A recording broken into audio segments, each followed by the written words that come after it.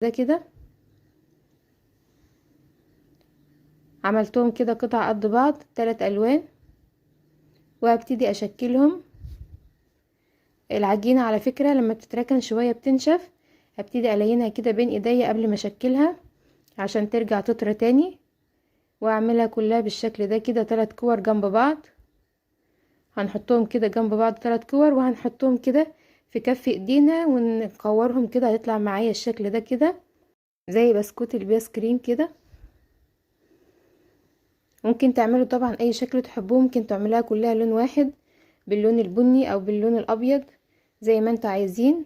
طبعا تقدروا تشكلوها باي طريقة تحبوها بالشكل ده كده. هنعمل كمان واحدة، هنحط ال3 قطع جنب بعض كده ونحركهم بسيط كده على كف ايدينا، تطلع بالشكل ده. شايفين ازاي شكلها تحفة؟